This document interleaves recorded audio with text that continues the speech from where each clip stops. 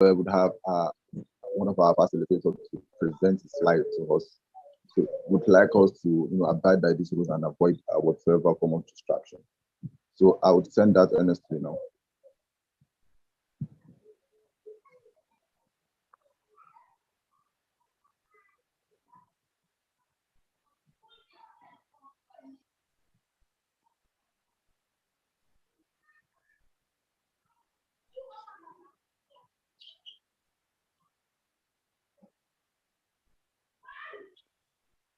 So just have a minute to go through the rules and regulations guiding this webinar.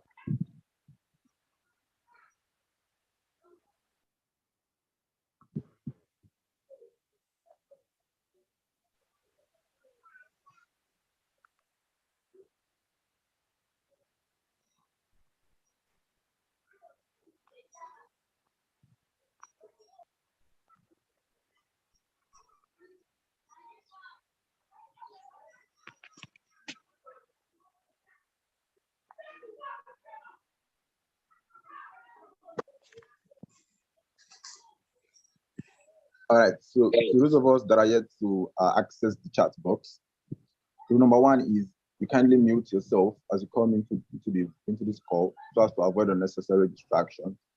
Rule number two there is do not speak until you have been granted permission. Rule number three is if you have any question, you may use the raise up hand icon. Rule number four, check the chat box and WhatsApp group for updates. Rule number five, the WhatsApp group may also be referred to for subsequent updates. And then for rule number six, we have there that there would be a tea break from around 11:20 a.m. to 11:30 a.m. Nigerian time. Rule number seven is that in the event that you exit the meeting and wish to rejoin, kindly exercise a little patience for you to be re-added. Also, it should be noted that this is a free training. However, the presentation slides and certificates would be available at a token of 2,000 Naira for interested participants. The registration and payment details for the slide and certification will be posted. And then lastly, in the event of an unforeseen technical glitch, please refer back to the WhatsApp group for updates. I want to believe you all heard that clearly for those of us that could not access the chat box. All right, so it is important that we also know what this webinar is about, what we're actually aiming and looking forward to. So yeah, Perfect Choice is an education consulting company. This was established in the year 2016 with the aim of providing distinctive academic services to scholars, educational managers, teachers, researchers, lecturers, students, and even government parastatals in knowledge industry. Now, we have grown in leaps and bounds. However, we have our visions and mission at hand.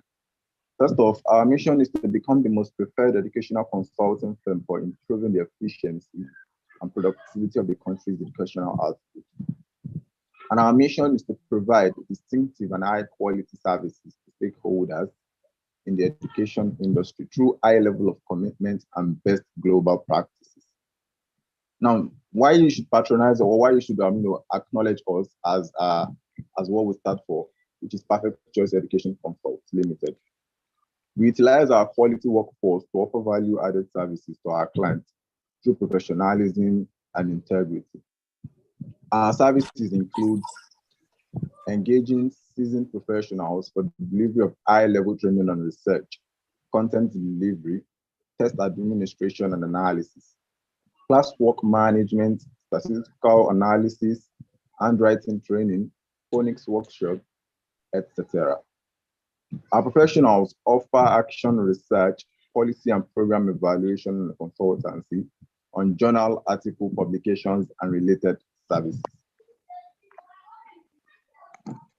Yes, that's just summary of me, and what we stand for. So I can see that we have Sulaiman Hamed raising up his hand. I don't know if he has a question.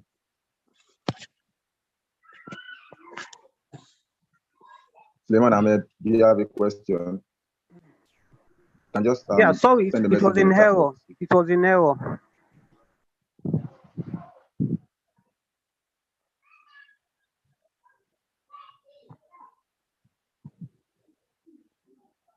All right. I think Suleiman Ahmed does not have a question. I will just assume he does not have a question yet.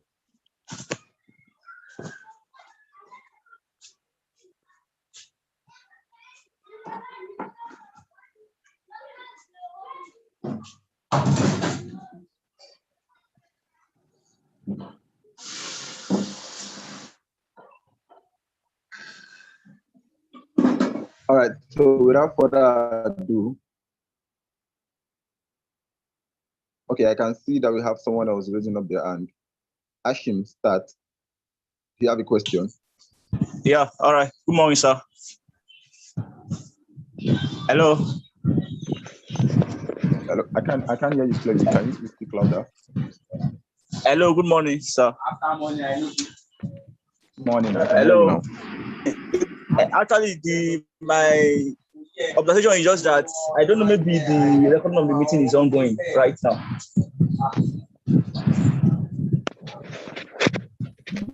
You want to know if... Hello, I said I don't know if the recording of the meeting is going on now.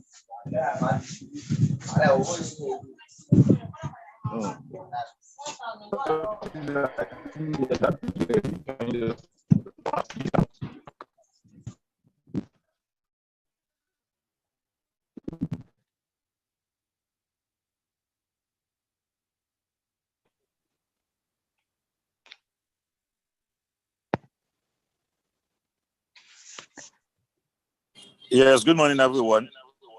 The recording of the meeting is going on, and it's also being streamed live on YouTube.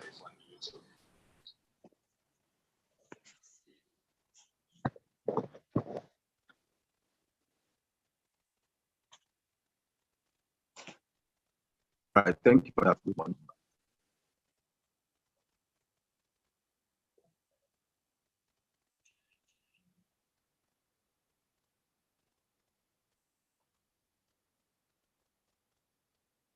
Okay, so we'll move on to the next thing on the agenda, which is a brief introduction of our facilitator.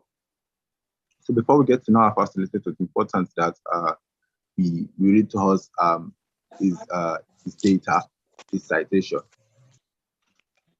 So our facilitator for today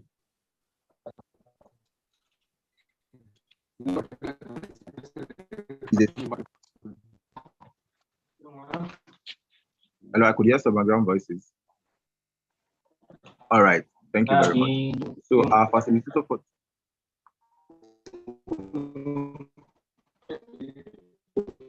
please kindly unmute yourself.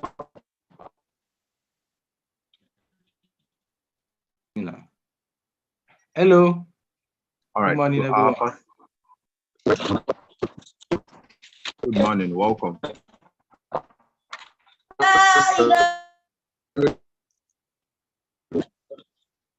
Good morning. Welcome.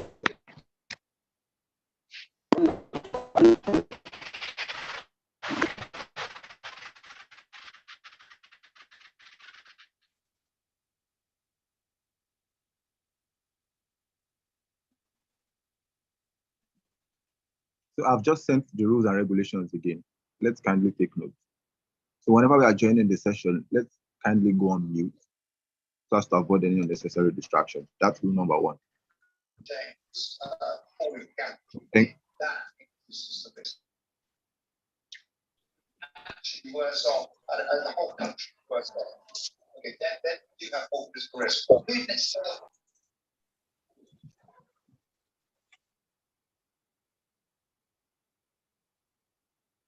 Thank you very much. So we have a facilitator for today to be Dr. Saba Abdul Wakil. So Dr. Saba Abdul Wakil Olawale is a seasoned scholar of repute who holds a PhD degree in fisheries science from the University Putra, Malaysia. Prior to commencing his PhD in 2018, he bagged his MSc with distinction from the University of Lagos, Nigeria, as at 2015, and a BSc in fisheries with a first-class grade from the Lagos State University in 2012. Dr. Saba has been a keen interest in multidisciplinary research, research methodology, statistical data analysis, systematic literature reviews, and meta-analysis. He is a well-published scholar in high-impact and reputable local and international journals, and has over 100 citations to his scholarly works. He has won a number of conference travel grants to foreign countries, including South Korea and the United States of America, and as well Canada. He is currently a lecturer at the School of Agriculture, Lagos State University. Permit me to introduce to us Dr. Saba Abdulwakil Olawale for his presentation. Please let's share our facilitator in the comment section before we hand over the mic to our facilitator. All right, thank you. Do I have the floor now? Yes, you have the floor, sir. Okay. So thank you for the introduction. So it's my pleasure being here to share this little knowledge on the use of Google Scholar for literature search and review. I hope my screen is visible. Okay. So talking about our topic of today, maximizing Google Scholar for literature search and review. We all know what Google Scholar is. Google Scholar is a resource by the Google group created to help researchers to access and utilize scientific research, published scientific research. And as such, it is something that is very, very important for particularly African scholars to utilize in their research sojourn.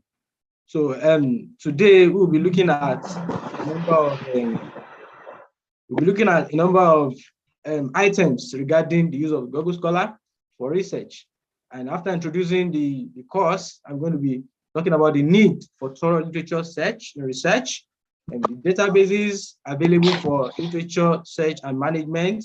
Google Scholar is a good alternative for research in lieu of paid databases.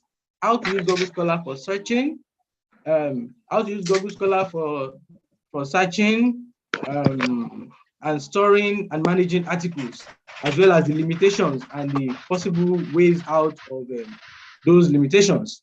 So first of all, we all understand the fact that science is a very important endeavor that facilitates societal development. And we know that without scientific research, there's no nation building.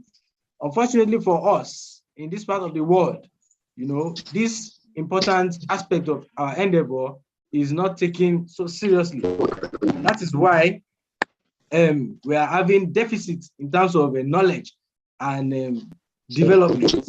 Most of the poorer nations, when you look at them, you realize that they have this deficit in terms of the attention they pay to scientific research. And that is the story of Africa. Our own story is too blood. It is a shadow of yesteryears. And we are always at the backseat of everything in the Committee of Nations. And that's why societal development is backward at the moment. And when you look at it, at the moment, no African nation, no African country, as we speak, spends up to 1% of its GDP on scientific research. This is a very sorry state, except for countries like Morocco and South Africa and Madagascar. So these two countries, they spend almost 1%, but still less than 1%. And let's see what we can see, the level of development we can find in these countries. So it's telling us that one of the reasons for our backwardness is actually our debt of focus on the important scientific research. So for us to get out of this problem, for us to break this jinx, we need to move. We need to take research very serious. We need to move from consumption of knowledge to production of knowledge. We need to move from innovation, from stagnation to innovation. We need to do more research so that we can be competitive in the Committee of Nations. And we need to spend more on research. We need to spend more. We need to invest in the capacity of. We need to invest in our capacity so as to ensure that we can measure up with what's happening globally. So there is a need. That is why there's a need for standard library databases in African nations. As we speak, most of our libraries are still in the past, and there's a need for us to seriously invest in our libraries. The best libraries we have at the moment can only be found in few African nations, and making it challenging for us to compete favorably with our counterparts around the world. And for us to do a thorough literature review in our research, we need very good library databases. In most of the developed world, when a researcher, for example, has a topic or a topic to research, or his thesis, he liaises with librarians who would guide him in getting relevant sources for his research. But in this part of the world, the reverse is the case. We only have such support. And that is why we need, as individuals, to build our capacity in trying to fill this gap, this challenge that we are facing. We need to build our individual capacities. So we talk about the types of literature or types of sources for our research. We have the primary literature, we have the secondary literature, we have the tertiary literature, as well as the gray literature. Talking about the primary literature, we all know it is the popular type of literature that we are exposed to. It is these are the published works in scientific journals as papers. And most of the time, when these papers are written, they are written in specific order. We all know the IMRAD format for scientific papers: the introduction, the materials and method, results, and discussion. So this is these types of literature. This type of literature actually have a specified format for its publication, and they are most popular among the various types of literature. And also we have the secondary literature. For the secondary literature, here the publications rely on primary sources, and most of the time these are reviews. And we have different types of reviews. We have the conventional reviews that only synthesizes information from different published primary papers. It may be subjectively synthesized, where we have the conventional review, and in some cases it can be systematic literature reviews, where a systematic procedure is being followed to actually bring out new insights, to bring out evidences from existing primary works. An example of such include what review journals, monographic books, textbooks, handbooks, and manuals. Then we move on to the tertiary.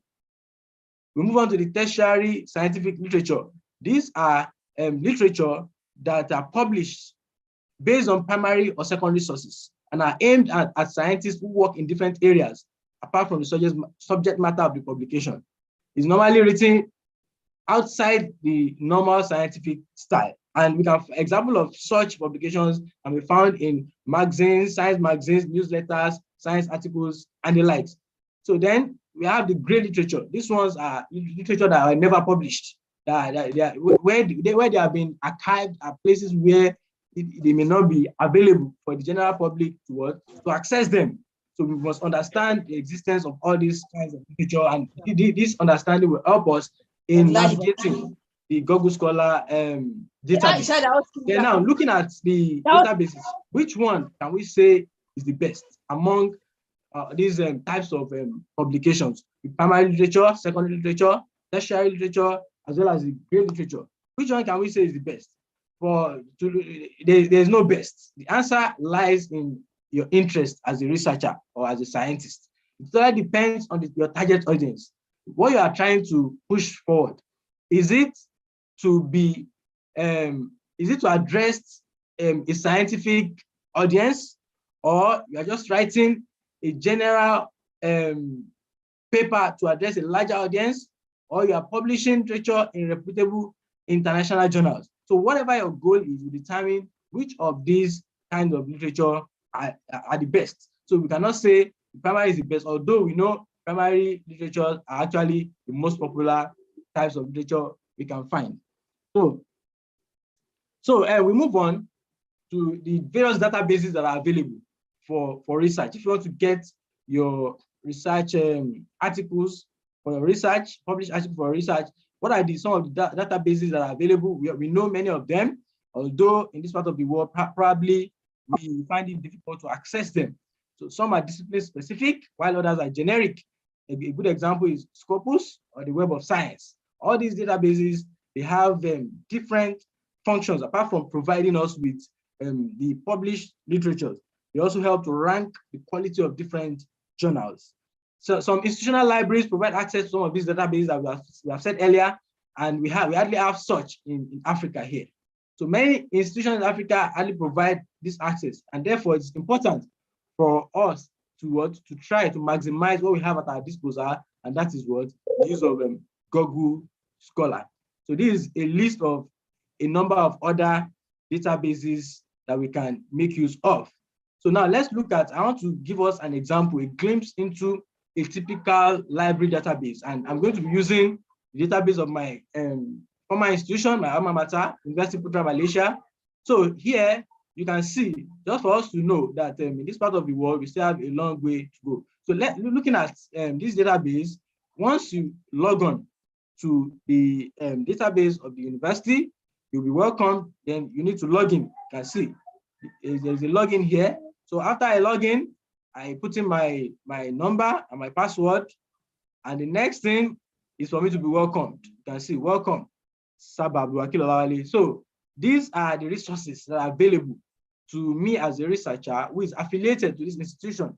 And these are the kind of resources that should be provided to many of us who are here as researchers or students, wherever we find ourselves. So here, I can log in and you can see the alphabetical orderly numbering of the different databases that are available from A to Z. So we have, for example, when I go to J, you can see Journal Citation Reports. That's a Web of Science database. We have Jove, we have JSTOR. So once I click on this, I can access a number of things that are ordinarily not accessible to people who are not affiliated to my institution. And you look at the, yes, look at, when I go to S, I can see many other databases, Science Direct. We can see Scopus is also there, and many other databases. So the benefit of this is that even if you don't have Google Scholar, you can access many of these publications in these various databases. Now, this is an example of Scopus. So when you go into Scopus from that database, because when you do this normally on your website, on your browser, it won't, you can't access Scopus. It can't give you the required paper. And even if it gives you, you don't have access to download them. So now here I'm able to, I made a simple search, and here something has been returned. I said impact of COVID-19 in Nigeria. And so I have 265 documents as results. So most of all the results I have here are articles indexed in the Scopus database. Example of the access that we can have to research articles. But as I've said earlier, we have a dearth of such opportunities here in Africa. So now, what are the types of accesses we have to journals and to articles? Most of the time, when you search on Google or Google Scholar, there are some times when you try to click on the link and it gives you only the abstract. You cannot get the PDF version of that particular file. So those ones are most of the time subscription-based journals to pay before you can access them, while some other ones are open access. And the problem with open access is that, you know, there's this great injustice when you talk about journal publication that we all know. The big journals of today, what do? You as a researcher, you are being sponsored. It's either you are sponsored by the government or you sponsor yourself to carry out a research. The people pay through the money paid by the public, the tax money paid by the public. Your research is being sponsored, or probably you sponsor it by yourself from your meager income. Then government authors, after you finish to carrying out the research, you do what? The next thing you do is to try to publish. You publish, you pay to these journals. And in some cases, the institutions pay for these journals to publish these journals. But at the end of the day, the authors who spend their money in doing the research, their knowledge, their efforts in doing the research, they get nothing. All the benefits eventually goes to the publishers. And this is a great injustice. And that is why it is not fair for researchers to still go ahead to continue to pay for researches they have conducted with their own efforts, money, and only the journals continue to enjoy the benefits of such efforts.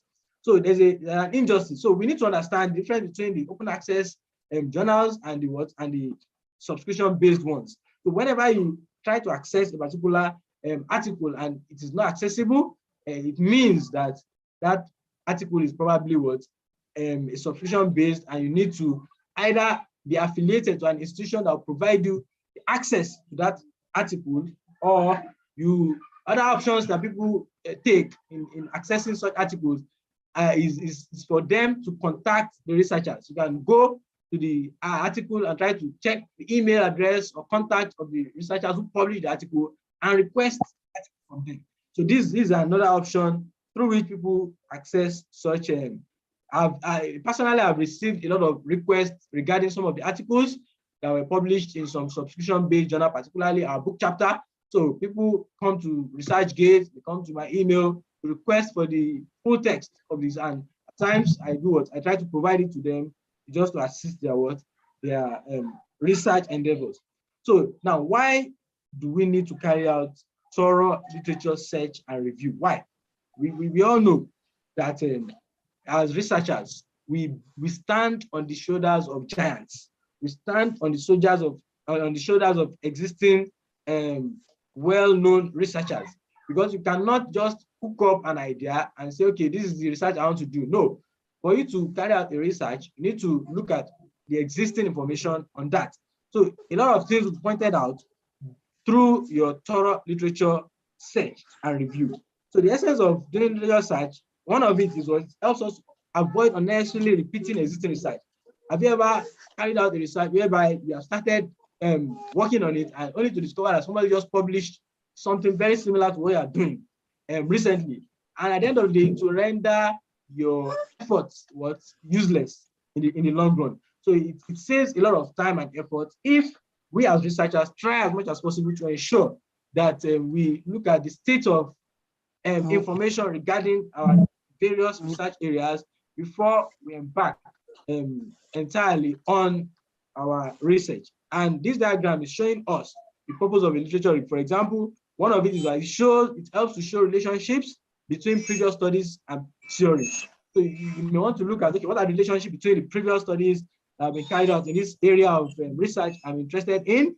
Then it also helps us to find out what information already exists in your area of research. It helps to identify research gaps.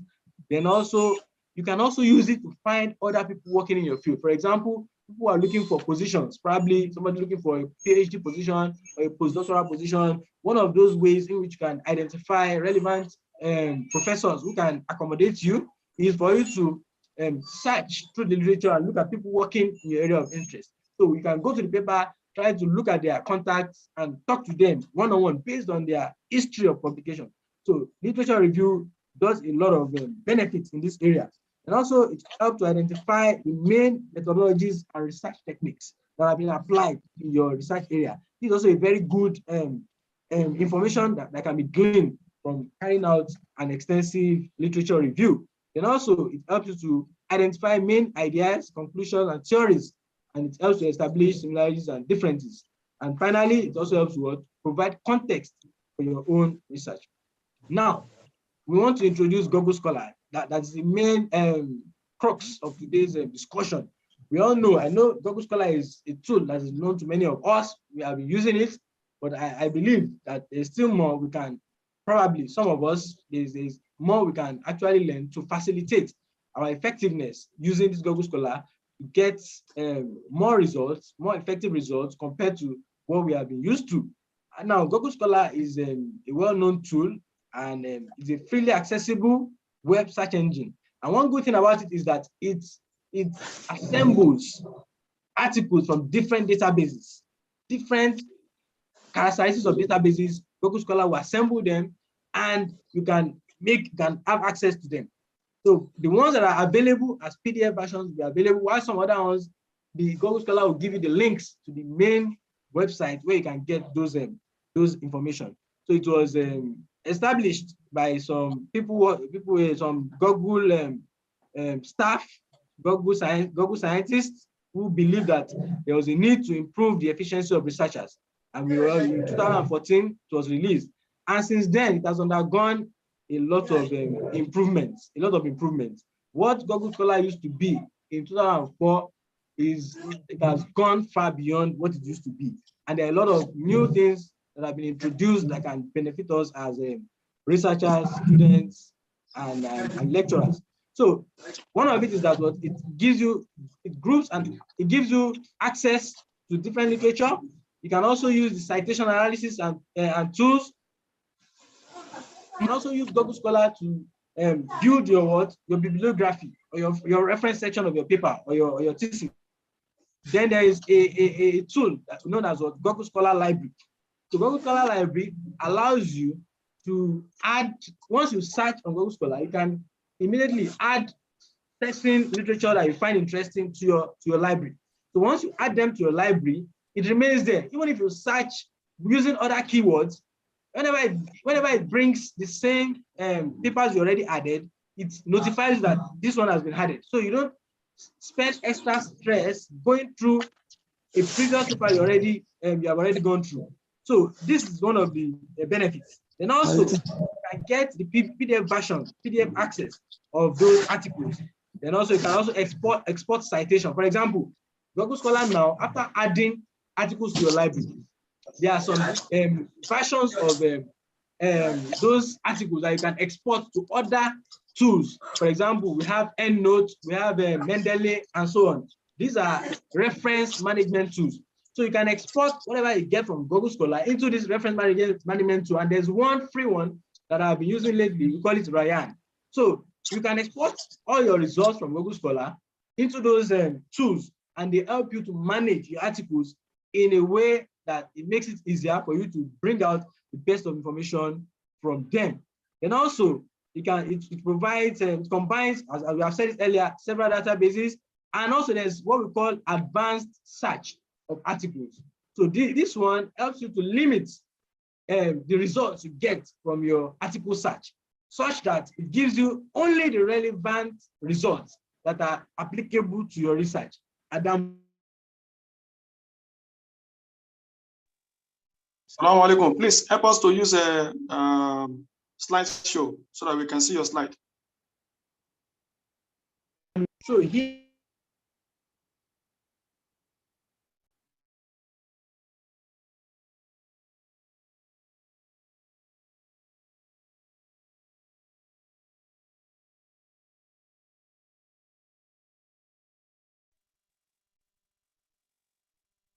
All right. Okay, sorry, there was a technical glitch. Sorry. So I'm back. So can I continue? Hello, can you hear me? Yes, we can. Okay. Yes. So yes. So looking at this typical Google Scholar.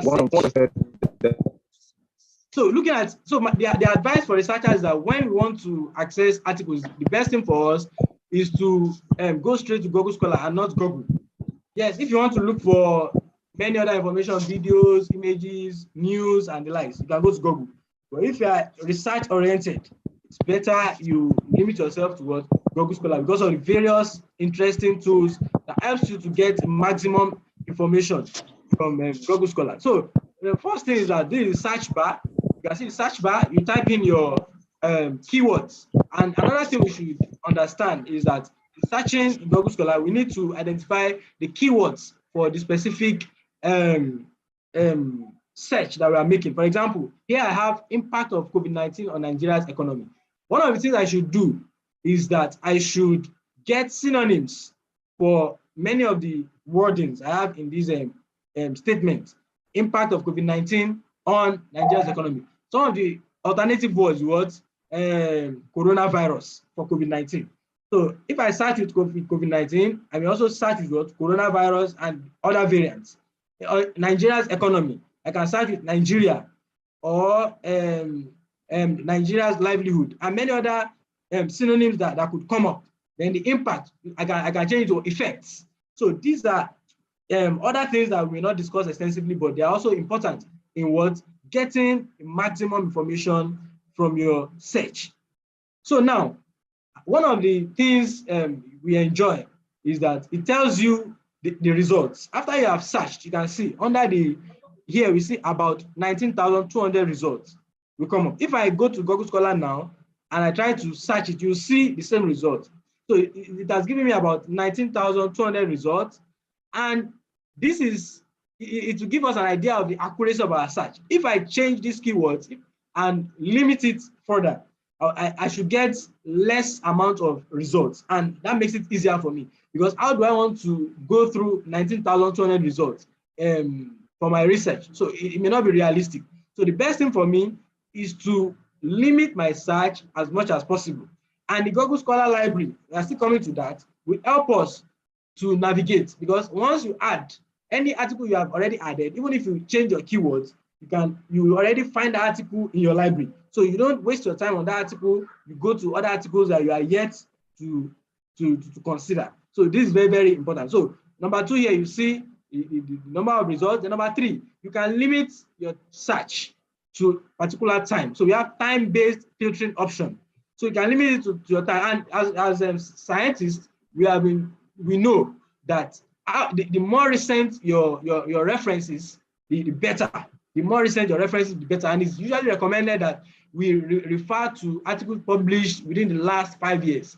Mostly, they should form most of what we cite in our various research articles, not articles published in 1952, 1890. No, those are no longer relevant now, because a lot of development must have come up in that area of research. So we'll try to limit it. So one of the things we can do is to limit it. You can say since 2018.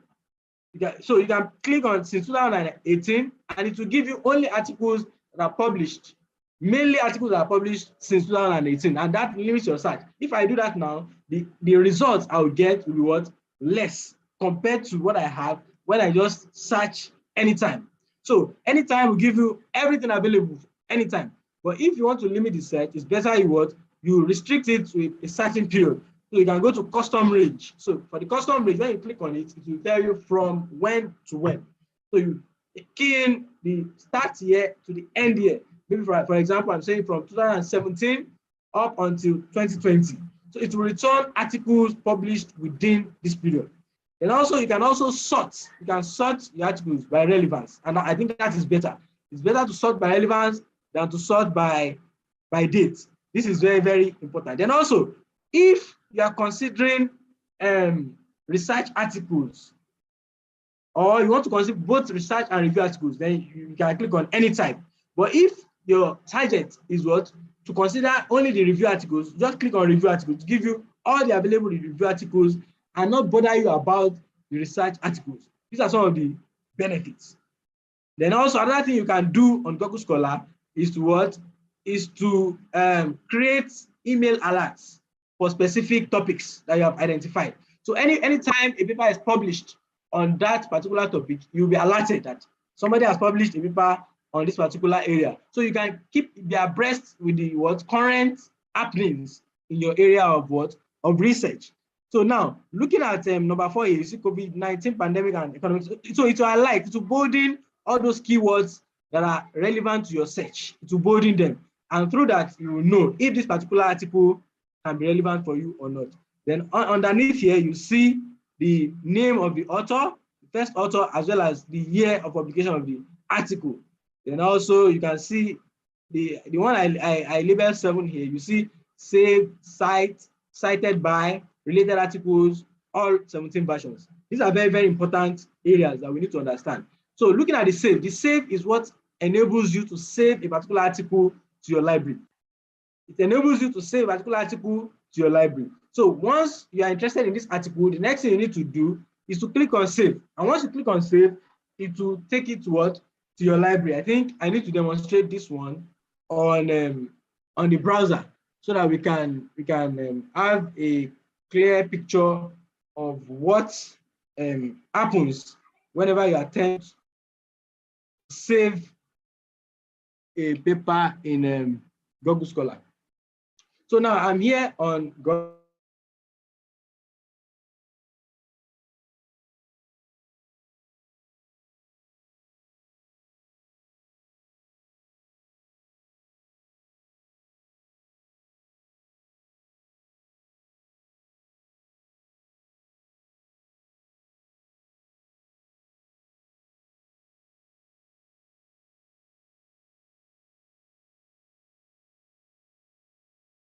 Google Scholar. So this is a good example of what we can have.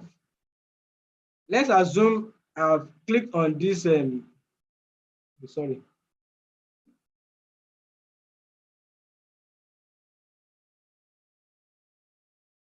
So let's assume I'm searching for these keywords. I want to demonstrate how we can. So for example, we have what we call electronic nicotine delivery system, ENDS. So now when I search for ENDS,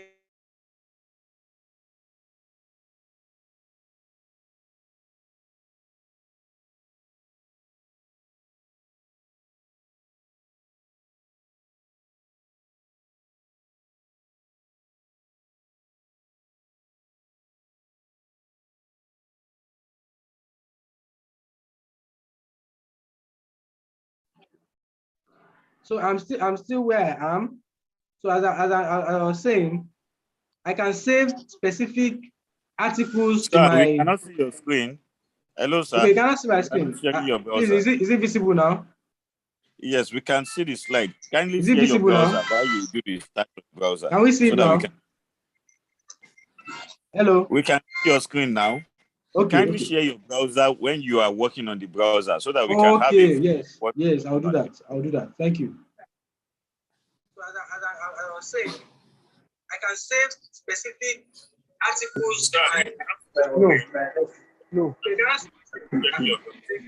Okay, so let me move on. Let me move on.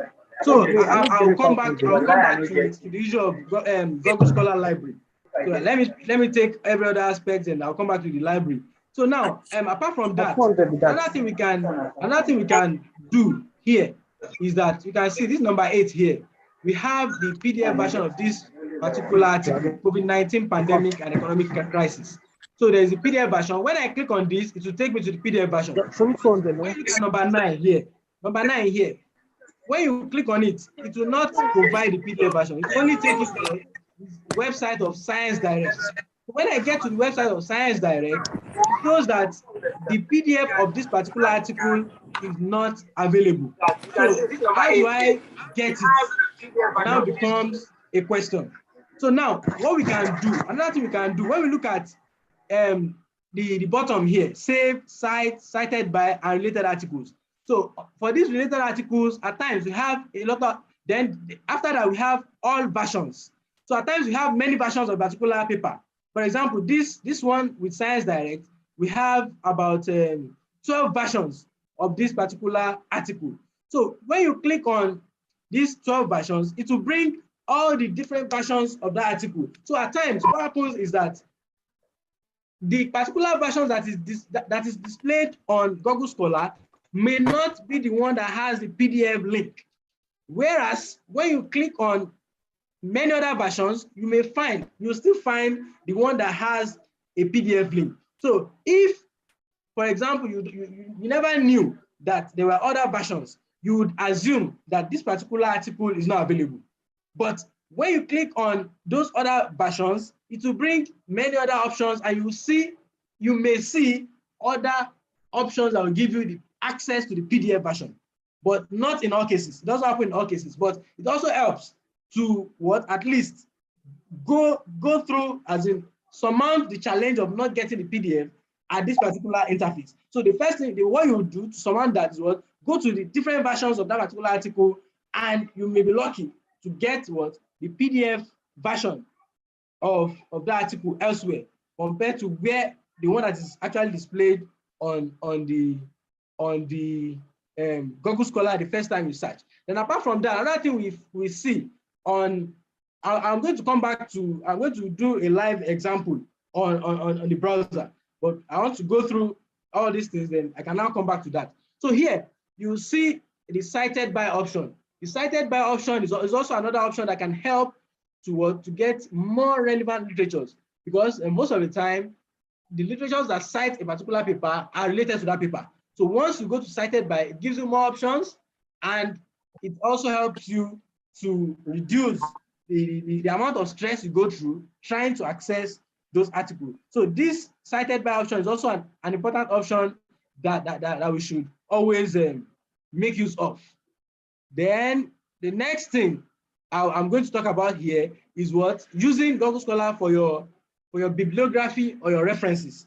Most of us, some of us are used to, Mendeley, EndNote, and all these tools that help us to manage our references. But on the other hand, some of these tools also have their limitations. So my own recommendation is always to use these tools alongside Google Scholar, because, for example, Mendeley. What Mendeley does, at times Mendeley gives some issues, because when you don't apply some changes to the Mendeley after you might have completed your bibliography, it may give you some problems for those who are familiar with Mendeley. So, but some of those ways you can surmount this is to use them alongside, please, who is writing on the screen, alongside Google Scholar. So my advice is to use, for our references, use Google Scholar alongside those other reference management tools. So when you click on the cited by here, when you click on cite, there is an option here for cite. So when you click on that cite icon, it will bring all the different citation formats, reference formats for that particular article. So here we have MLA, APA, Chicago, Harvard, Vancouver. So depending on your own requirement, you can pick anyone you like out of these citation formats. But one thing is that they are not always perfect. The perfect requirement, but this can be what? A stepping stone for us to build our references or bibliography. So let us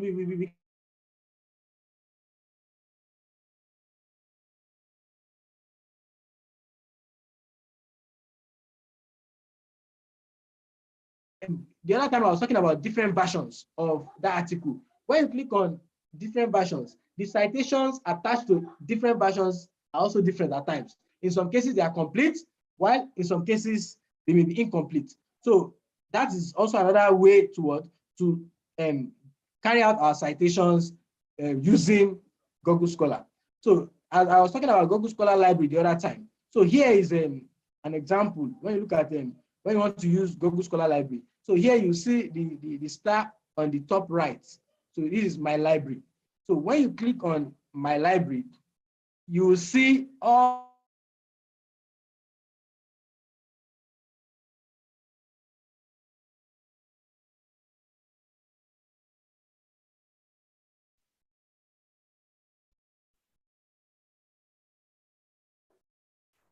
So as I was saying, I said when you click on my library, it will display all your articles you already saved here.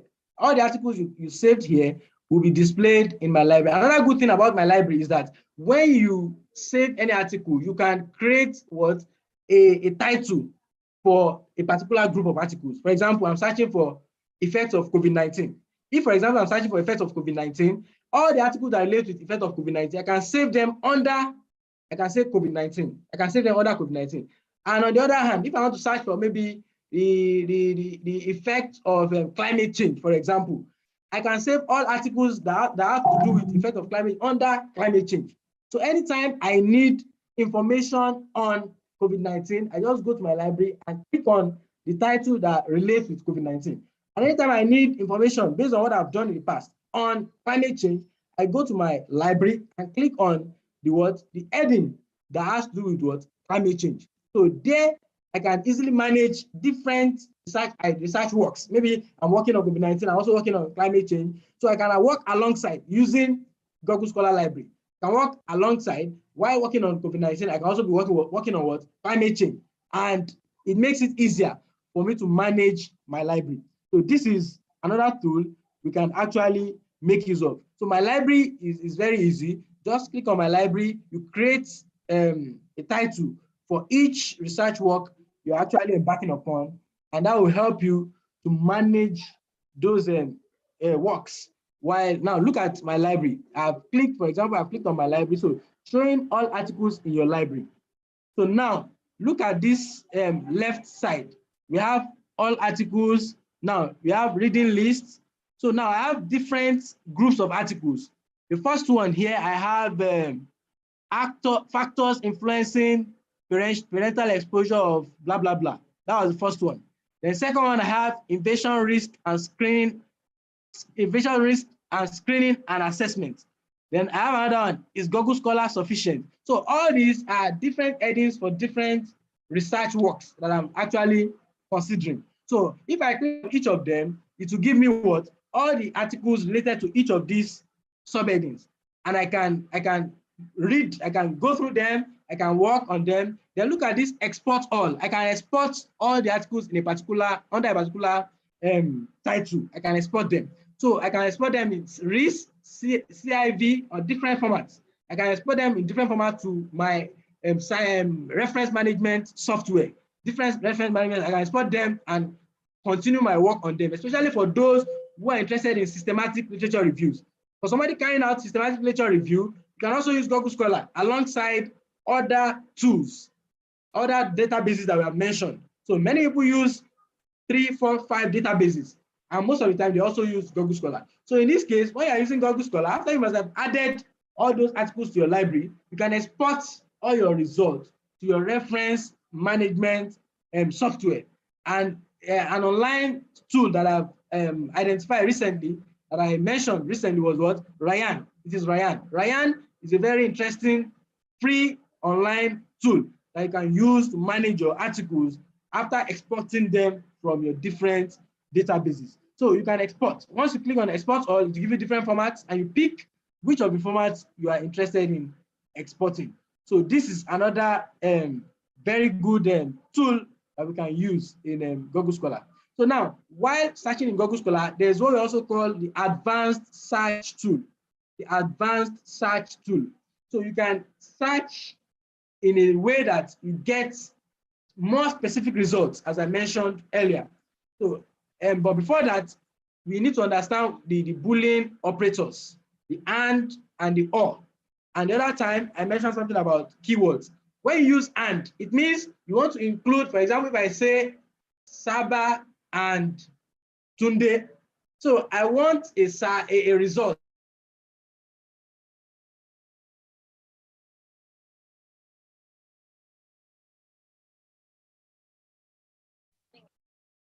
So for example, if I say Saba and Tunde, I want a result that will include all that will include those two acronyms, those two words must feature in all my results alongside. They must come alongside each other. So, but if I use or, Saba or Tunde, it will give me everything that has only Saba and everything that has only Tunde separately. So the results will be more compared to when I say Saba and Tunde.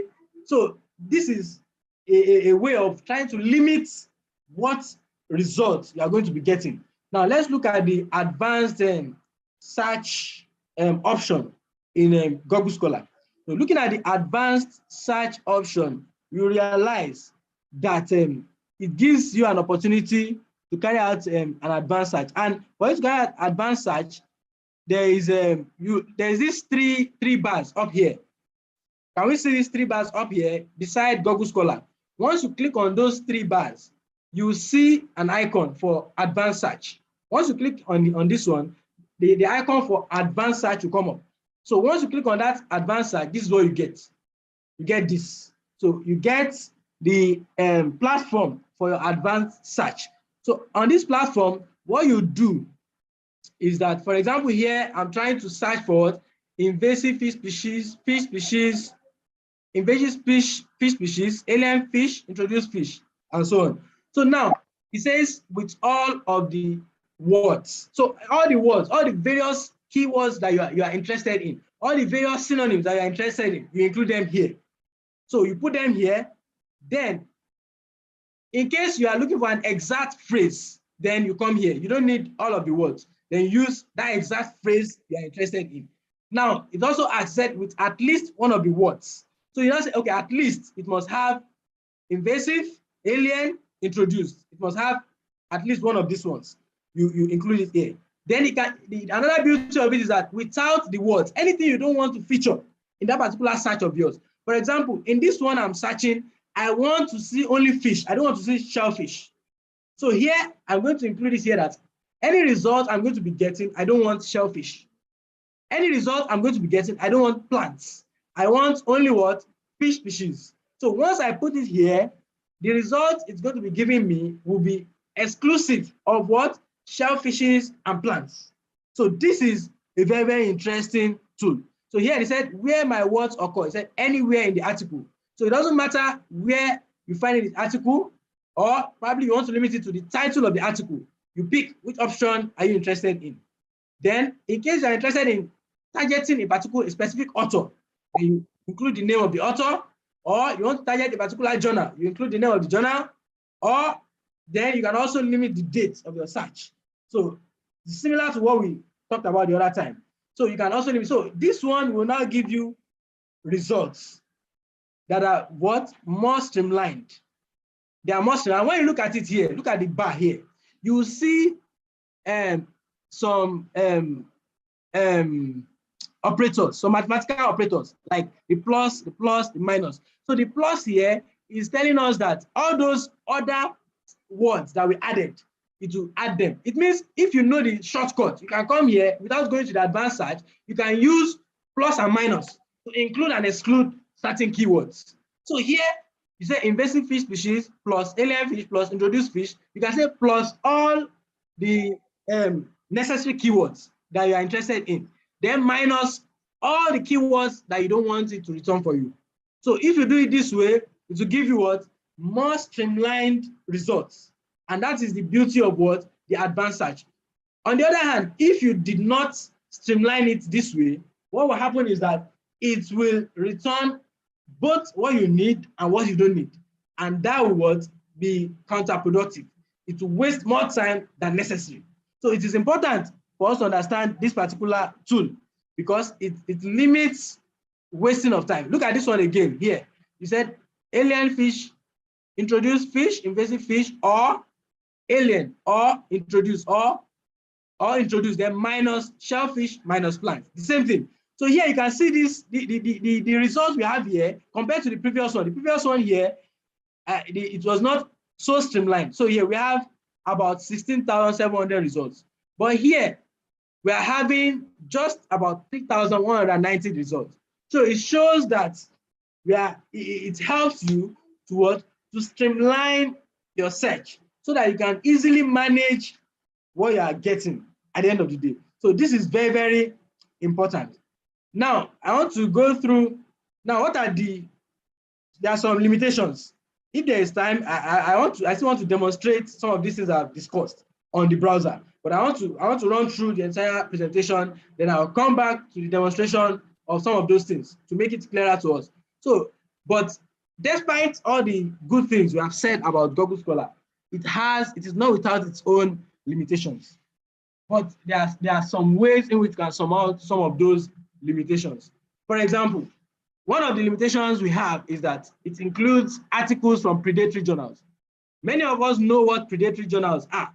Predatory journals are journals that predate on us. They get money for peer review, which eventually they never carry out. And some of them, they will tell you submit paper in our journal. When you submit the paper, they'll tell you get fast publication within 7 days. And you'll be amazed. When you send them a paper, they'll publish it exactly the way you sent it, without any addition, without any suggestion, without any critique. So Google Scholar does not have a tool for identifying these kinds of literature. And as good scholars, as world-class scholars, what we need to do is to work on credible publications, not predatory publications. So Google Scholar still includes predatory, and that is why the onus is on us to also understand what predatory publications are. What are they? How do you identify them? How do we know that this particular journal is a predatory journal, is not a reputable one? So we must, as scientists, also equip ourselves with the knowledge and information about such types of substandard publications, because Google Scholar does not discriminate. It gives you everything. Anything you request for, it gives you. And that is one of the benefits of those databases like Scopus, Science Direct, and the likes. So once you see a publication from all these reputable databases, then you can rest assured. But on the other hand, once you are not sure of what they are, you need to look out. You need to be on the lookout to be sure that you are not wasting your time on what? On journals that will actually mar your research sojourn. So now, another thing, another problem with Google Scholar is what? If you are interested in carrying out a systematic literature review, you cannot use Google Scholar alone for your systematic literature review. It is a must that you combine it with other well-known databases for your systematic literature review. Then also, in some cases, you may not be able to find some subscription-based articles, as we have mentioned the other time. But how can we surmount it? One of the ways we can surmount it is to use links like Sci-Hub, although there have been a lot of issues regarding the ethical issues regarding the use of Sci-Hub. But one thing is that what I've observed with Sci-Hub is that in many cases, they provide accepted versions of the articles. They don't provide the published, the real published version. They provide the accepted version or the proof. The proof of that article, they provide it to you. And anything you cite from the proof is as good as citing the main paper. So Sci-Hub can be very useful for us. For articles we are not able to get on Google Scholar, just go to the website of Sci-Hub and put in the DOI of the article or the title of the article, and it will return that article to you. So many people have used this to surmount some of the challenges. Then also, as I've mentioned earlier, we can request some of those articles from the authors to whom those articles belong. Then, as I said, we need to equip ourselves with the knowledge of identifying predatory publications. And also we need to know those reputable journals. Then some of the ways we know is some journals are university-based. So maybe in Nigeria here, we have a journal that belongs to a university, maybe University of Ibadan, University of Ife, and the likes. So such journals can also be trusted because we are sure that academics must have gone through your submission. So we can also subscribe to them. So this is an example of the Sci-Hub platform where you can put your DOI. So once you copy and paste your DOI here, it returns the accepted version or the complete version of the article. For example, this is a good example of an article that was not accessible on Google Scholar, but is accessible here. So we can actually make use of this one. So here it gave us the accepted version. It said article in press. And there's no crime if you make use of an article in press. You can make use of it, you can cite it for your own research. So these are ways. Then identifying predatory journals.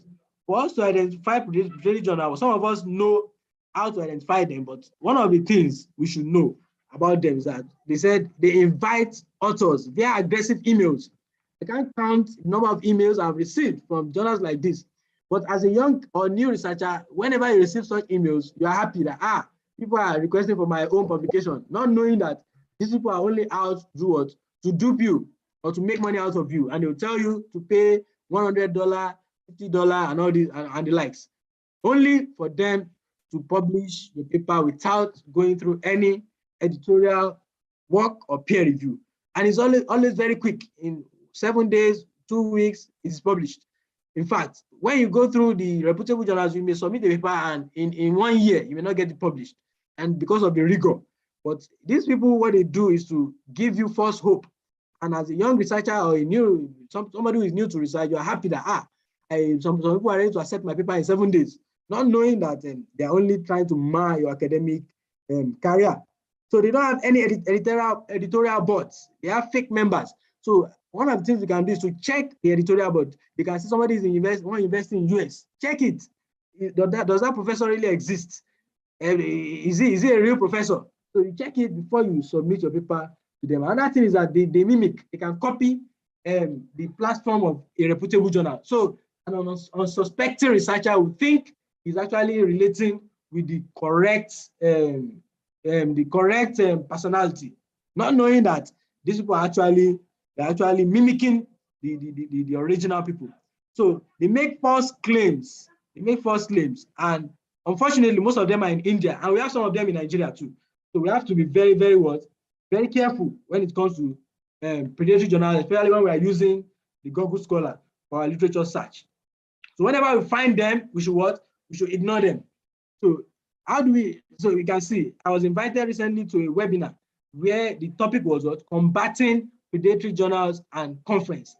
We have predatory journals, we also have predatory conferences. There was a time, I could remember a friend of mine, he was telling, he was invited for a conference in Canada and the like. So those people, when you look at them, they just want to make money out of you. You register for the conference and you have to find yourself there. And when you get there, only to get there, you now discover that, this is not a real conference. So as scientists, researchers, students, we have to what? Be careful about the journals we make use of in our research, the journals we publish our papers, and the conferences we attend.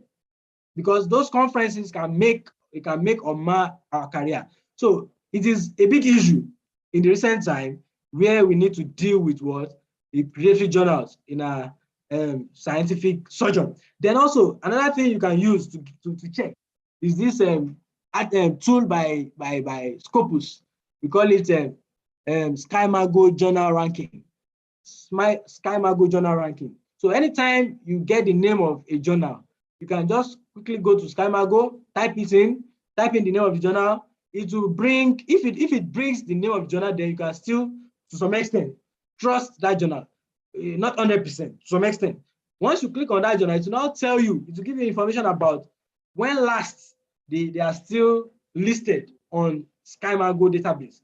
So if they are currently no longer listed, then it means it doesn't mean they are not reputable, but at the moment they are not listed. But it's still better than going for a paper that has no bearing, that you cannot even trace to anywhere. So look at this journal, International Journal of Aquatic Biology. So it has H index of 3, according to SkyMago. So if, as a scientist, I want to publish a paper, I can publish in this particular journal because it is reputable, it is not a predatory journal.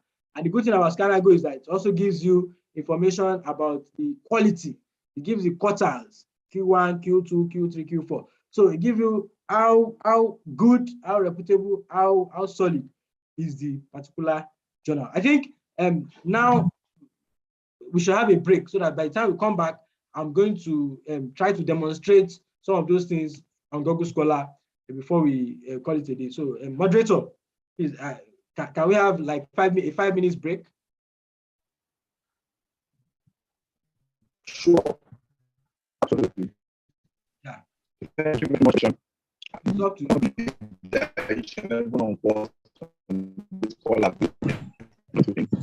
you very much. Questions, you can take questions and then, I can keep them We're going to have question and answers after which you must have taken a look how use it the Google Scholar. Moderator, we can't hear you clearly. Moderator, we can't hear you clearly. All right, so can you hear me now? No. Please kindly hear me now.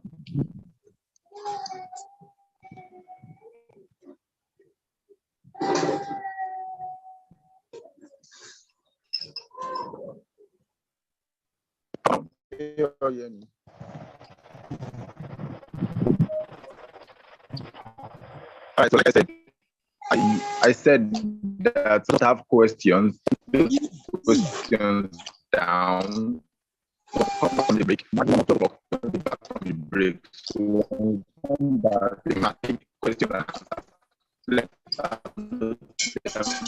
On our books. So why don't we start the Google Scholar?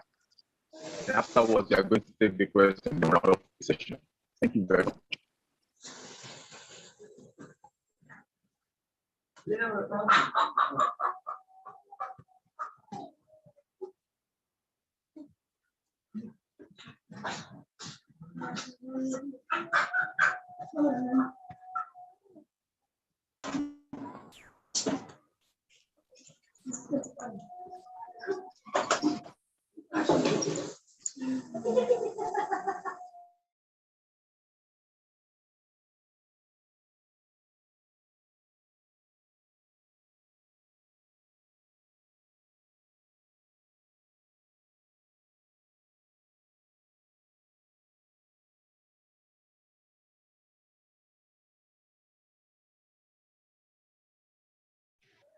Moderator, kindly leave your information in the chat box. We can't hear you clearly, and we might need to get your message clearly.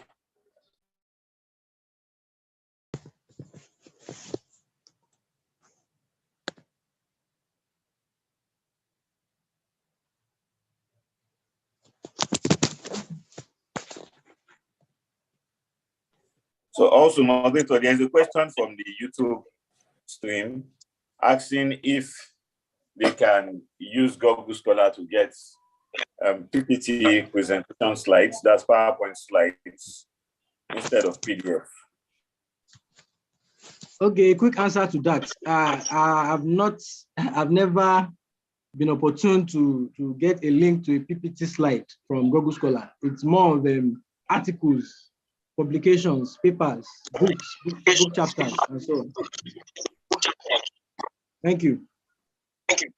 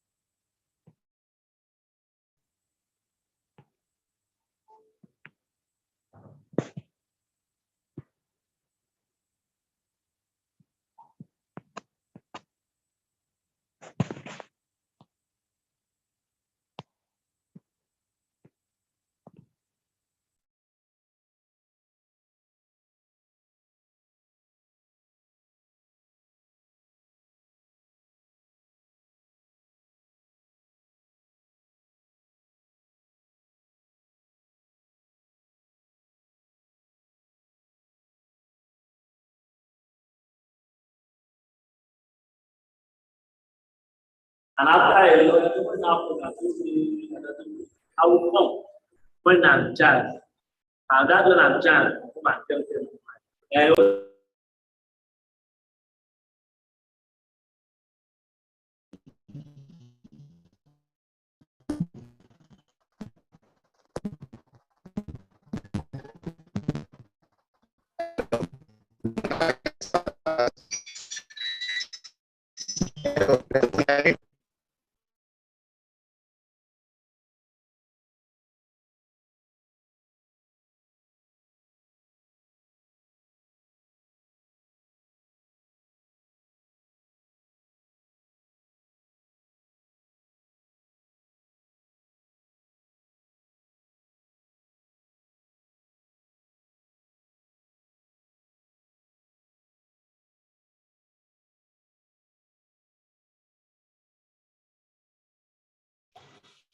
For whoever wants to talk, in case our mic is, kindly let's change our location so that we can get better reception of bandwidth.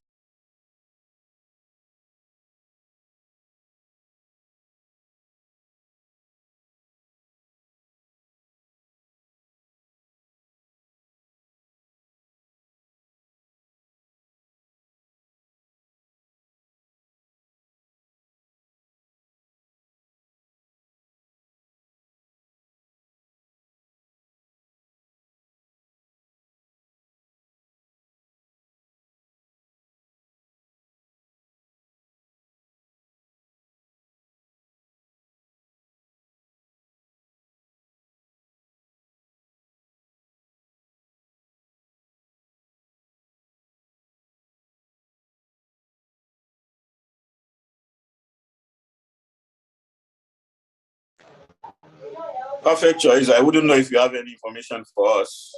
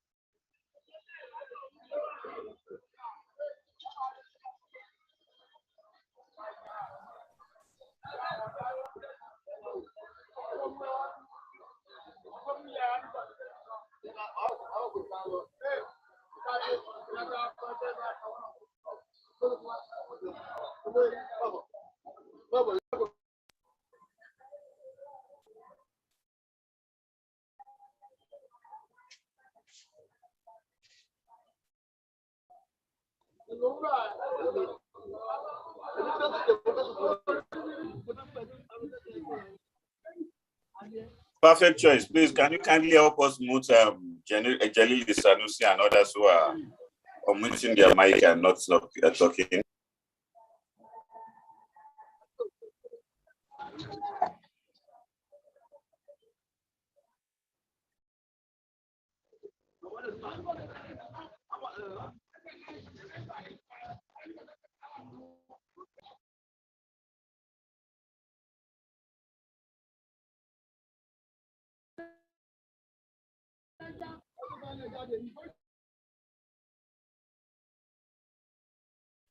All right, so we are all welcome back.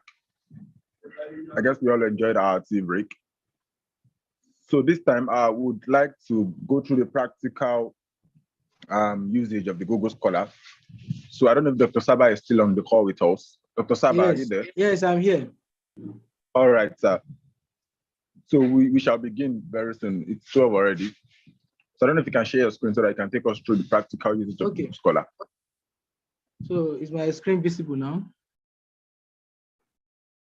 Is it visible? Yes. Okay. Okay, so quickly, I want to scramble around this. So now I have a search term for scarcity in Nigeria. So that's very familiar to us. So now we have about 40,000 results here. So here, I may want to limit my search to maybe since 2018. I'm limiting my search, so now I have 13,000 results. So it makes it easier for me. Then also, if for example, I need a particular range, I can say, okay, 2018 to 2021. So that's another, so these are ways of limiting the search. So here I have 12,500. That is one. Then also I can here looking at different versions. So I have different versions of PDF here. Then I'm looking for a link that does not give the PDF option. So we can see how to get here, like this one, this second one here, I have HTML, Science Direct.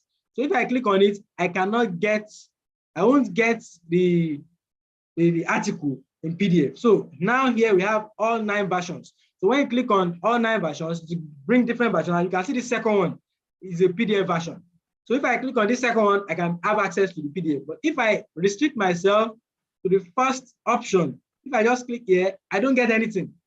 So now for me to get something, I need to go to what? All 9 versions to check if I can get the PDF. Only after doing that, I can now conclude whether the PDF is available or not. Then also another thing I didn't mention the other time is related articles.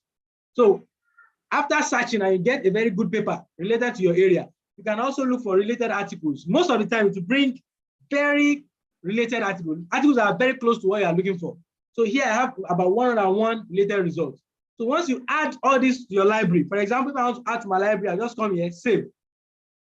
So once I click on save, you can see that's brought me to what? Save to my library. So I have different labels. So here I have factors influencing parental health, invasion risk, is Google Scholar. Now, this is a new topic, fuel scarcity. So I can create a new one and say fuel scarcity. So if I say done, so my paper will be saved under fuel scarcity. So this icon will now become blue. So anytime I search any similar thing and it brings this article out, I see it as saved, and it makes my life easier. So that's the how to add articles to the library. Now, how to access your library. If you want to access your library, just click on these 3 bars up here. Sorry, the library is on the right corner here, my library. You click on my library here on the top right corner. So once you click on it, my library, it will bring out all what you have in your library. So this is my library here. So I have I have a reading list and different labels. So the one I just added just now is what? Fuel scarcity. And this is, if I click on it, I have only one article I just added to it. And that is how to use that the library. Then also, let's quickly go to the advanced search. Advanced search. So when you click on these 3 bars, you have here the second to the last option is the advanced search. So when you click on the advanced search, now I have, let's say, fuel scarcity Nigeria, fuel scarcity in Nigeria. So these are all of the words. So any other words I need, fuel scarcity in Nigeria. Okay, let's leave it like that with the exact phrase. We don't want an exact phrase. We want more information.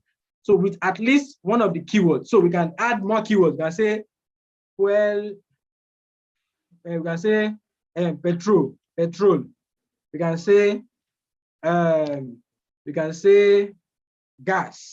We can say what else can we say? We can say diesel, because diesel can also be scarce. Diesel. We can say many other keywords that can come up here. We can also use shortage for scarcity, shortage, and so on and so forth. So then the keywords we don't want.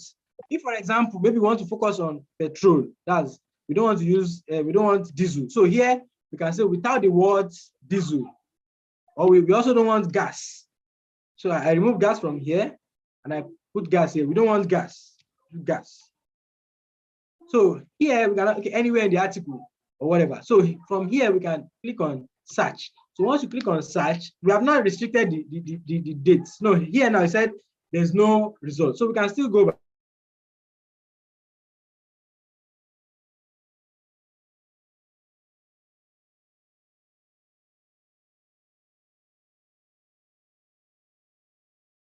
Back and still modify until we get that particular the result we want. So we have fuel scarcity in Nigeria. So here we have fuel scarcity in Nigeria. So we don't want diesel, we don't want gas. Okay, let's remove it because of the limited to be. So now here, because of how we have streamlined our search, we have only one article, and it's a recent article that was published. The regulation of the downstream petroleum sector, because this topic is not a very popular topic. Probably that is why it's giving us this limited information. Let's look for another one. Let's say breast cancer. Breast cancer. Breast cancer in Nigeria. So if you have breast cancer in Nigeria, what are the exact phrases? You can say disease,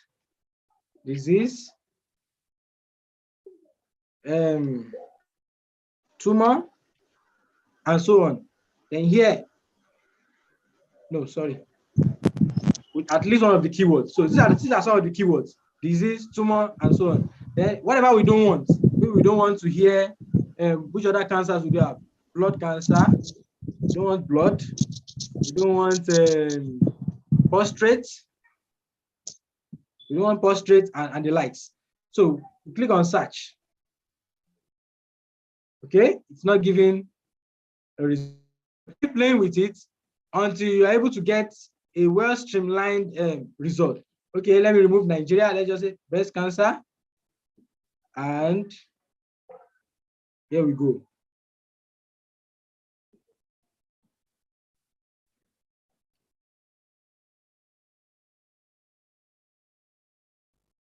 Sorry. Okay, so this one too, also no result. But looking at the other example I gave in my presentation the other time, you realize that this tool is very, very useful, and I want to use that exact example again now. As I have invasive fish species, So for example, we have invasive fish. So I now have other keywords like introduced fish. We have alien fish. We have exotic, and so on. So anywhere in the article, then without the words shellfish or plants. So let's see. So here it is giving me 2 articles. Okay, I think the reason is that I already restricted my search to a particular period. That is why it is giving. So let's say 2000 to 2022. So we search. Okay, still bringing two results. Okay, now let's write invasive alien species.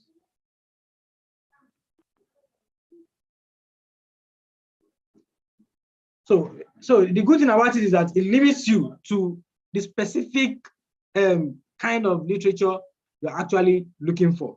That is the beauty of this advanced search. So now let's look at other tools that we have talked about. Now let's look at let's see. We have looked at related articles. Yeah, let's look at citations. So now when you click on citation here, you can see different citation options. We have the MLA, APA, the very popular one, the Chicago, and the likes. So here it will display the name of the authors, the title of the article, the name of the journal, the issue number, the page number, and the likes. So all these ones, we can easily copy the citation here and paste it wherever we want it in our publication. So this is also in our papers. This is also very, very important. Then apart from that, when you look at here, down here, you see some bolded words. So these bolded words, the bolding those keywords that you actually typed in search term. So when you are looking at the area of results, you see those bolding texts. You'll give you an idea that what you have searched is actually part of those things that have been returned. In some cases, you may not see any of those keywords in what you have searched for. And that is also very, very important for us to understand. And then finally, I want to go to SkyMago before we move on. So my advice is that let's go to that advanced search and try to play around with it, put in our keywords and all the various the keywords we want, the ones we don't want, because okay, I think that one that gives you other relevant keywords, it's similar to what we refer to as or as a Boolean operator. So when you put alien or invasive or introduced or exotic, so when you put all those things, it will bring all articles that have all these things in different places. So if I say alien, or that or will be in capital letter, or invasive, or introduced species. So if you type this one, so it will give some results. But if I change it, this is 23,600. If I change this all to and, it will reduce the number of results that we are having. Sorry, and should be in capital, all caps. So if I do it this way, it will give a lesser amount of results. Slow internet.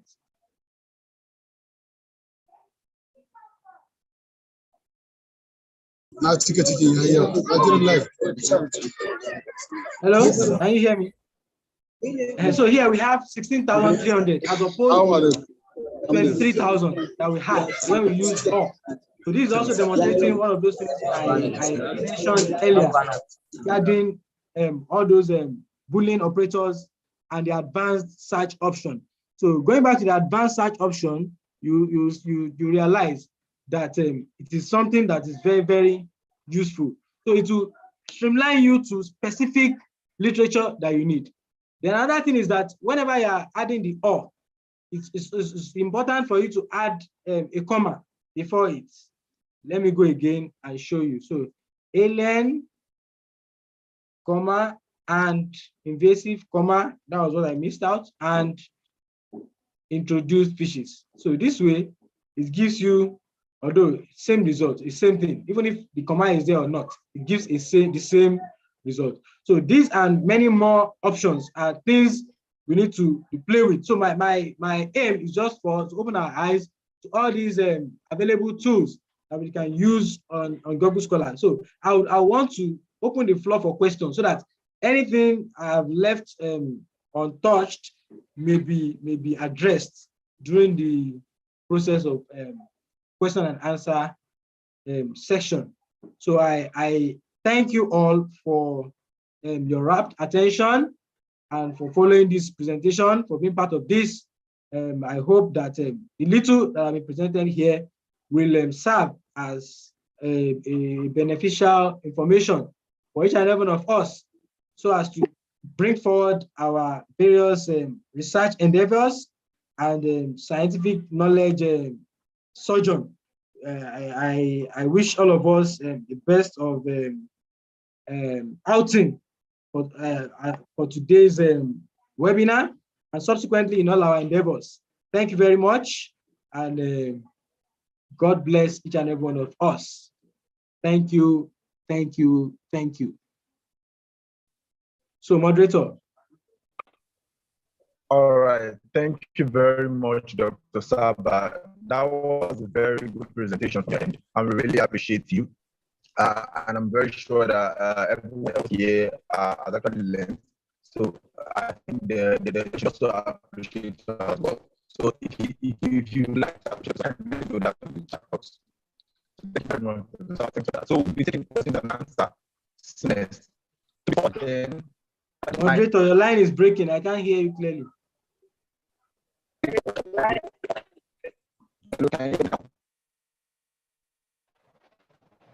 can't hear you clearly, seriously. Can you hear me? Am I audible enough?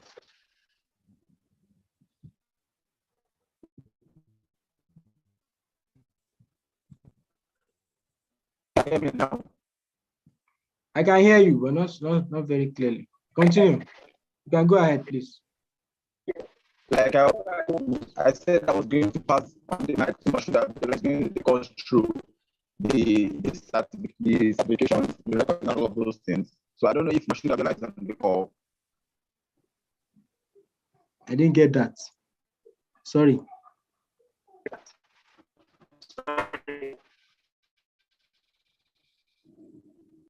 Hello, moderator. Moderator, kindly change your location so that we can get better bandwidth to be able to communicate with the webinar. Thank you.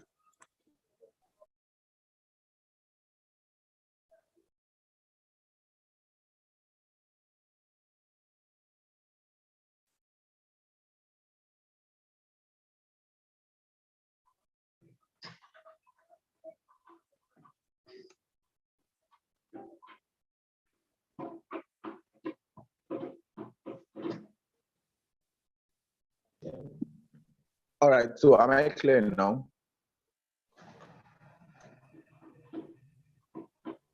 That's better, moderator. All right, so I was saying I was going to pass the mic down to Mashuda Biola. He is going to moderate the question and answer section while he also takes us through. So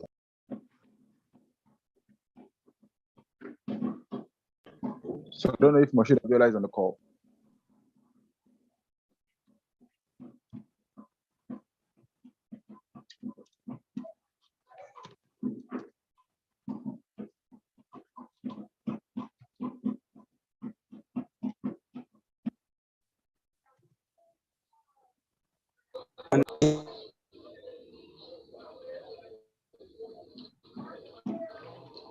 can't hear you at all.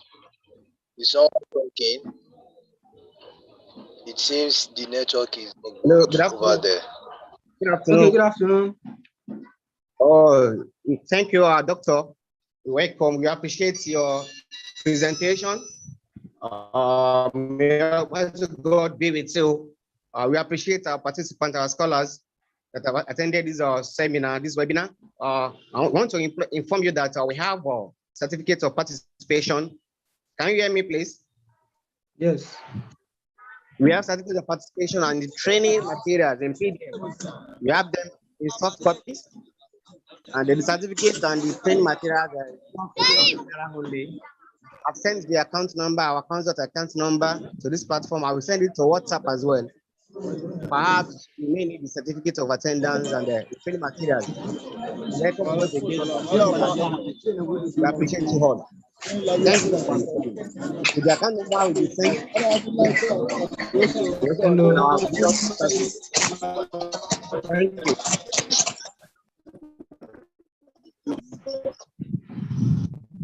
Hello. Hello. Okay, we can hear you.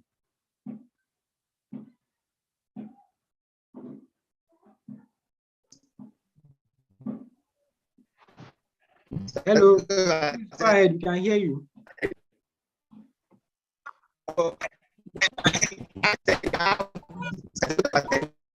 Not clear. It's not clear.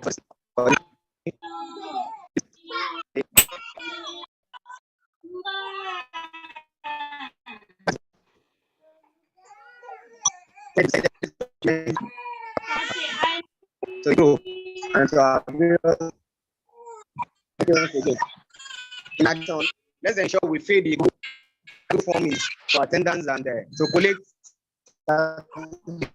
names. Thank you. Maybe you should post the link again, please. Post the link. I can't Can you hear post the you. link? The link to the Google Jumping. form. I Can you can't post hear it? you. Hello. Perfect choice. Please, can you post the link to the Google form?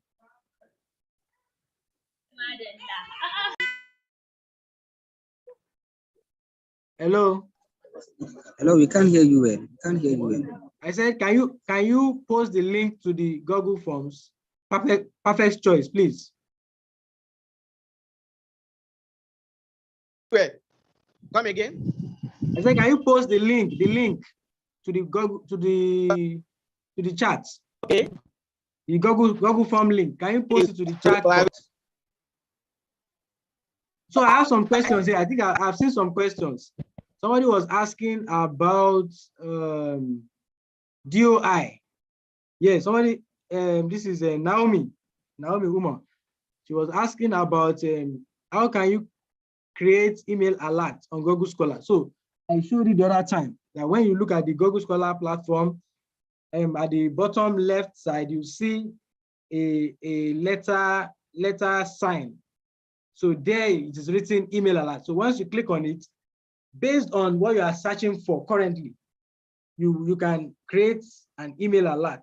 And each time a new paper is being published in that area, you get an alert on your email. So that is one. Then secondly, what I mean by DOI, it means digital optical identifier, something like that, digital optical identifier. So these days, most published works have this particular number. So whenever you click, it's a link. So whenever you click on that link, it brings the what? It brings the information or the page, the link to the paper, it brings it for you, and you can either download or access the abstract of that paper. So that's the essence of DOI. So whenever you want to make use of SciUp, for example, you just copy the DOI from your browser and paste it in SciUp, and there, once you paste it and you click on download or something, save or something, it brings that paper. It brings that paper to you. And I said it brings the accepted version or the corrected proof of that paper. And in scientific publication, we know that corrected proof or accepted papers are also acceptable to be cited in our various publications. So that is the essence of the DOI. And I said in lieu of DOI, you can also use the title of the article. You can search with the title of the article. That can also help us to access those papers that ordinarily may not be available. So that is it. Then I don't know if there are other questions. Look on informatics. Okay, somebody said, what's the difference between Google Scholar and One Search? Okay, One Search. Actually, on my own end, I'm not so much familiar with One Search, but I'm very familiar with Google Scholar. So Google Scholar platform that was created for research, and it assembles articles from different databases. And that's the beauty of Google Scholar from those databases, because those databases, they only give you articles found in their databases. But Google Scholar looks for all the databases, looks for papers from all databases around. And that is why we said the disadvantage of Google Scholar is that it doesn't discriminate. It gives you both good and bad quality publication. And that is why you as a researcher must be able to identify what a good publication is, so you can distinguish and sieve in your search process. You sieve it out and go only for those ones that are beneficial, that are of high quality. So that is it. So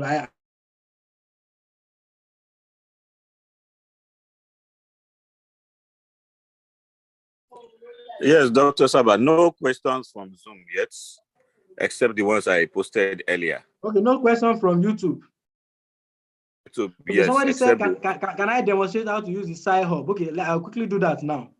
I'll quickly do that. I think we still have some time to do that. So now, Sci-Hub, you know, so you can just go to the website. Like, I need to share my screen. I need to share my screen for you to see. Okay, I think I'm there. Share. So now, on your browser, you go to Sci-Hub, SCI-HUB, Sci-Hub. So we have different links to Sci-Hub. That's one thing about it. So here I have scihub.se. If it works, fine. Yes, it works. So this is scihub.se. So now I hope the screen is visible. So now you can now go, let's go to Google Scholar and pick up an article that is ordinarily not available. This is a Nature article. Okay, sorry, this one is available. This is my paper. This one is available. We need an article that is not available. Ordinarily not, like, let's see this Science Direct article. So this is a Science Direct, like, let's assume this article is not available. Distribution pattern of blah, blah, blah. So now this is the DOI I was talking about, https.doi. blah, blah, blah. So when you copy this DOI, then you go to what? You go to Sci-Hub. Where's Sci-Hub? Yes, go to Sci-Hub, you paste it here, and you click on open. So this paper is not available. You cannot get it even on Sci-Hub, because probably they have not found an accepted version of the paper and you cannot get it. So, but I can assure you that about 90% of the articles you are looking for, you can find. So let's try another option. Let's try another option and see what Sci-Hub will do in providing such an, let's look, this is another one, the regulation just published recently. So here we have the DOI. So when you copy the DOI and put it in Sci-Hub, open. Voila, this one is available. You can see.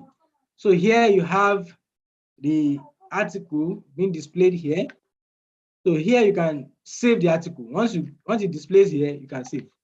So this is the simple way of using Sci-Hub. So I click on it and it downloads the article for me. So before you now start looking for a database, and after you have exhausted all these options, you have tried Google Scholar, you have tried all different versions, you cannot get it. You have tried Sci-Hub, you cannot get it. The next thing to do is to contact the owners of the article. Either you go to ResearchGate. That's why many of us should be on ResearchGate. You try and register ourselves on ResearchGate, because you can contact many scholars that can be of help to your research. In fact, on ResearchGate, you can ask questions about certain things that are not clear to you, and you see colleagues who would help you out in terms of providing information and the likes. So one thing you should do is to contact the owners of that publication.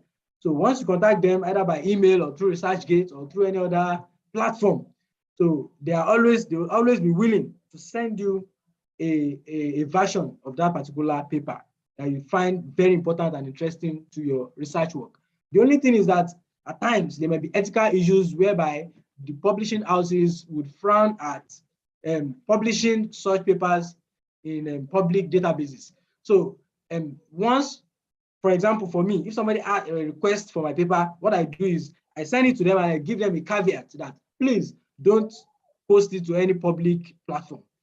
It's for your own consumption. So that way we can ensure ethical use of such articles. I think that answers that question. I don't know if there are other, let me check if there are other questions. Somebody is asking that if this webinar can be organized again. Yes, in fact, this is an oversight. I think there is a plan to organize another webinar. I don't know. Okay, somebody, how to publish research. Fine, yes, we can do that. We can do that. But the next one we are having at the moment is what? Statistical data analysis using SPSS. That's the next one we are planning. And very soon,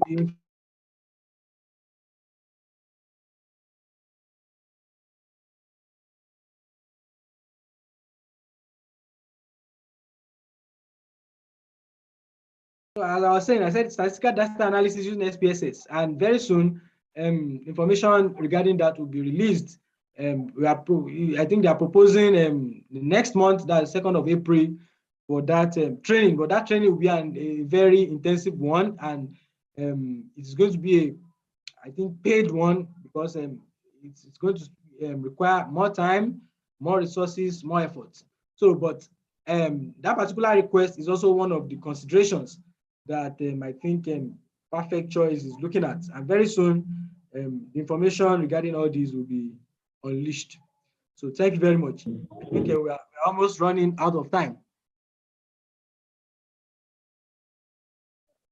So somebody asked about shedding more light on Ryan. So Ryan is a tool I've been using for systematic reviews. So maybe one of these days to organize a training on Ryan, specifically on Ryan, using Ryan.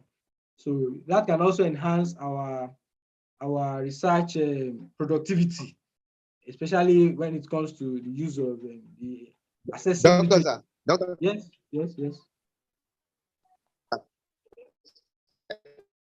Any information? Hello, sir. Good afternoon, sir. Any information? Doctor, sir. Yes. I've sent next training info to the group chat. Okay. I've sent the next training. Check that box. It's okay. Fine. So I think that's all from my end. So thank you very much.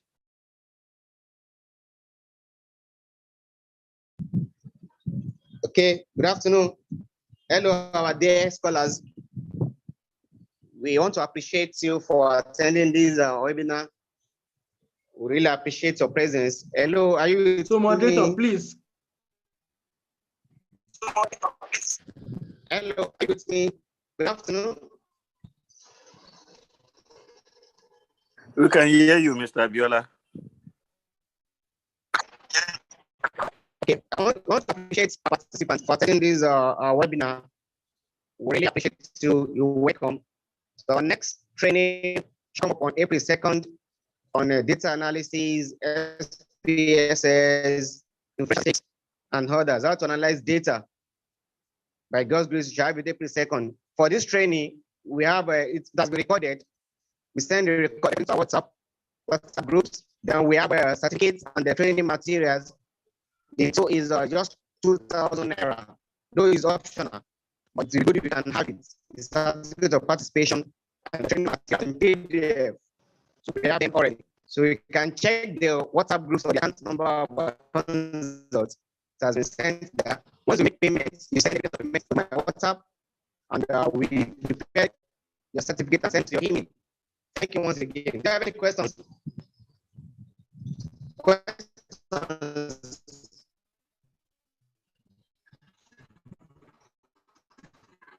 So,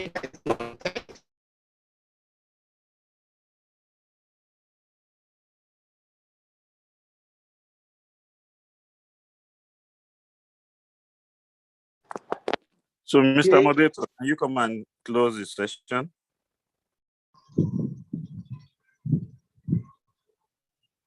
Hello, Please close the Mr. session. Okay, we can say, look, is there any person? Thanks for attending once again. We appreciate you all.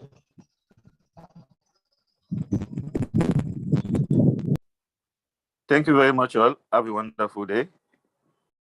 Thank you. Thank you for attending. Thank you for listening.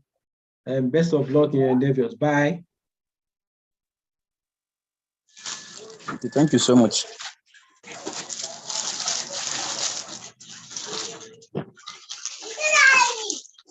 Ai, da ba ruwan da kai. Tunda ka ki bani abunka.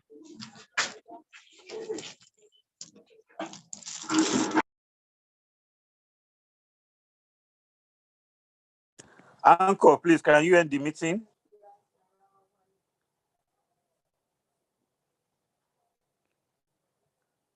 Anchor, please, kindly end the meeting.